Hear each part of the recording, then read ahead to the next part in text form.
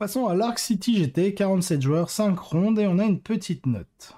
Je me suis rendu compte trop tard pour le changer que j'aurais dû mettre ici le match entre les joueurs de la 2e et de la 3e place de l'épreuve de force, car le vainqueur final s'est retrouvé par paire en finale. Toutes mes excuses, c'est pas trop grave. Allez, en mission on a Datascry Salvage, donc on a un Iron Hands successeur qui utilise donc les compos de Red Scorpion, Maître Artisan et Whirlwind of Rage. En Ocelot, on a des compagnies vétérans donc qui vont servir de bodyguard en Storm Shield. On a un Inquisiteur donc pour aller chercher les actions psychiques. On a Kazan Sabius donc en personnage Red Corsair. On a Primaris Tech Marine avec le Target Protocol, Ironstone. Et on a Severin Loth. Donc c'est le Psyker Red Corsair qui permet d'obtenir une full reroll des blesses, il me semble, sur les attaques de mêlée contre les unités psycheurs. En troupe, on a 2 unités d'incursor et une squad tactique pour tenir un objet. En élite, on a un Léviathan Dreadnought qu'on a mis en personnage. Ensuite, on a un Primaris Apothicaire.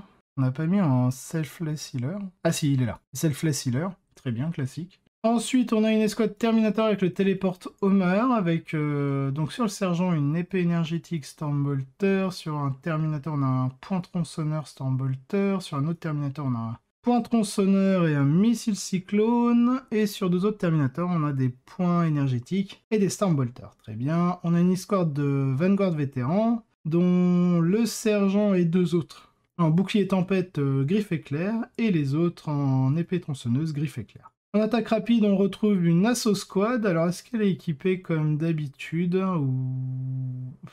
2 Space Marine, donc en épée tronçonneuse, ok. Le sergent... Ah non, le sergent, ils l'ont mis en pistolet plasma et épée tronçonneuse. Alors en fait, il y a plusieurs combinaisons en Assaut Squad. Et une combinaison que j'aime bien, c'est vous mettez un Space Marine avec un pistolet plasma, ou 2, en fonction de ce que vous pouvez. Parce que le pistolet plasma est gratos. Donc ça vous fait des petits tirs de pistolet plasma que vous pouvez surcharger si vous en avez envie, et surtout en mêlée, vous pouvez les utiliser. Donc pas de souci. Et le sergent, en général, ce que je préfère comme build, c'est pas épée tronçonneuse et pistolet plasma, c'est de lui mettre un bouclier de combat et une griffe éclair. Pourquoi? Parce que le bouclier de combat, en fait, en fonction de ce que vous allez subir comme perte, votre sergent a une sauvegarde à 2+. Parce que le bouclier de combat vous donne un +1 à la sauvegarde. Alors ok, vous avez une invulnérable à 5, mais ça c'est assez anecdotique. Et en même temps, la griffe éclair vous permet d'avoir une full reroll bless. Une attaque et full reroll bless qui est bien meilleure qu'une Astartes Chainsword. Et la griffe est gratuite pour votre sergent. Donc le tout en restant à 90 points. Donc c'est une combinaison que je vous conseille. C'est autant de pistolets plasma que vous pouvez tant que c'est gratuit sur vos Marines. Et le sergent, vous lui mettez griffe lightning et combat shield. Voilà, mais ici on n'est pas du tout là-dessus. On est sur Chainsword et on a un triple pistolet plasma. Et en soutien, on a un Land Raider Achille avec les 2 multimelta jumelés et le Quad Launcher. Côté de la liste d'Armeto, on est sur un Tosset Good Stuff, donc on a Aounva, qui sera souvent utilisé. Parce que le pépère, de base, il peut lancer 2... Alors il connaît 3 invocations, il peut en lancer 2, il les fait sur 2+. On a un Commander Colstar, donc on est sur une première patrouille, peut-être, ouais, on a une 2e patrouille. Donc une première patrouille avec un Commander Colstar, donc pour l'auto-advance à 8 pouces. Précision du chasseur, full reroll touche bless. Il a le prototype Burst Cannon, le Height of Put Burst Cannon. Il a le Gauntlet en relique, un Plasma Rifle, un Shield Generator. Ok, il a un marqueur draw. On a une unité de Crew de Carnivore. On a un premier pack de Crisis en Burst Cannon, Cyclic Ion, Plasma Rifle, Target Lock. Donc Target Lock, c'est Linear Cover. Et 2 Shield Drone. On a un autre pack de 4 Crisis, donc pareil, exactement le même pack. Ensuite, dans la 2e patrouille, on a un commandeur en Crisis, donc avec l'Exemplar of Monka pour la full reroll bless, un Burst Cannon, un Cyclic Ion, le Nova Surge Plasma Rifle, donc ça c'est le prototype du Plasma Rifle qui ignore l'invue, un Shield Generator et un marqueur drone. On a Long Strike. En troupe, on retrouve encore du Kroot. En élite, on a un 3e pack de Crisis avec du Burst Cannon, du Fusion Blaster, Plasma Rifle et toujours à Target Lock pour ignorer le couvert, et les 2 Shield Drones. Ensuite, on a une unité de Stealth avec la Homing Beacon, donc ça veut dire que potentiellement il y a un pack de Crisis qui sera en FEP. Et enfin, en volant, on a un Sunshark Bomber. Et en suprême commande, donc dans le dernier détachement, on a un Commander Shadowsun.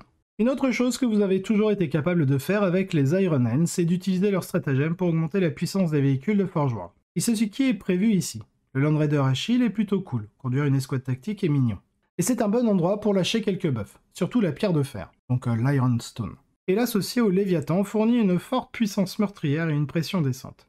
L'arrivée d'un Inquisiteur et d'un Psyker de rechange permet d'en tirer parti pour accumuler des points. Et la bonne qualité générale de toutes les autres unités permet à la liste de gérer d'autres parties de la table. L'utilisation des personnages nommés du Scorpion Rouge, donc des Red Scorpion, est définitivement quelque chose à noter ici. Une partie de la raison pour laquelle vous ne les voyez pas avant et que vous étiez généralement mieux de construire quelque chose de précis en utilisant des traits et des reliques. Et maintenant que vous avez besoin de vos PC pour d'autres choses, il devient beaucoup plus attractif, et il s'intègre bien dans cette liste. Malheureusement pour les Iron Hands, l'arme Eto ici présente est extrêmement bien équipée pour leur faire des choses horribles. Voir Long Strike de l'autre côté de la table va toujours générer un sentiment d'insécurité si vous prévoyez des véhicules lourds. Bien qu'un maître de la forge signifie au moins qu'à moins de s'engager à en prendre un, ils perdent leur temps. Mais les unités de Crisis sont également excellentes pour éliminer le reste de l'armée, surtout si elles s'approchent. Les équipes de Crisis ne sont pas indestructibles. Il faut donc faire attention à la puissance de feu à laquelle elles sont exposées.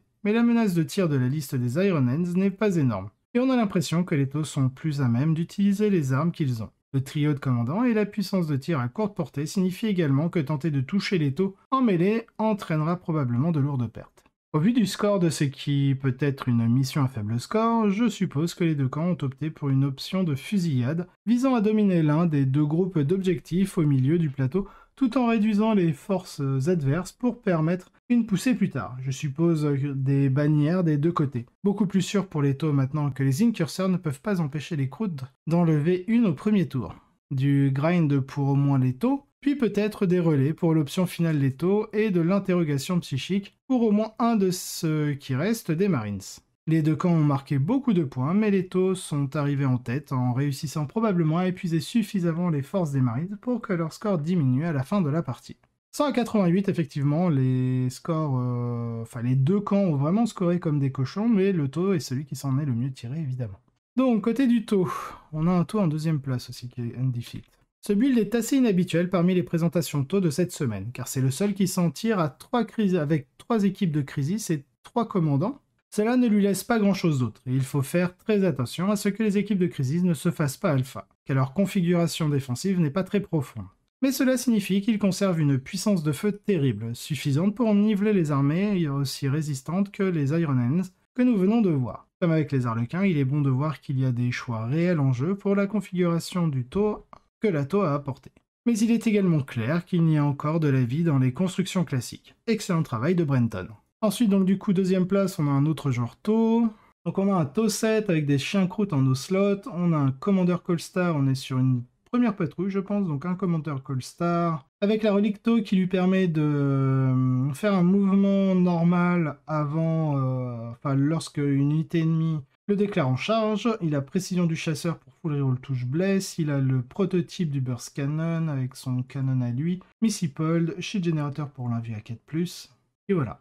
On a un long strike. Ensuite, en troupe, on a un croûte. On a un premier pack de 5 crisis avec des AFP, donc les Air Bursting Fragment Projector, les tirs indirects, là de force 4, PR-1 dégâts. Burst Cannon, Fusion Blaster, la Target Lock pour ignorer le lead cover, 2 Shield Drone et un Marker Drone.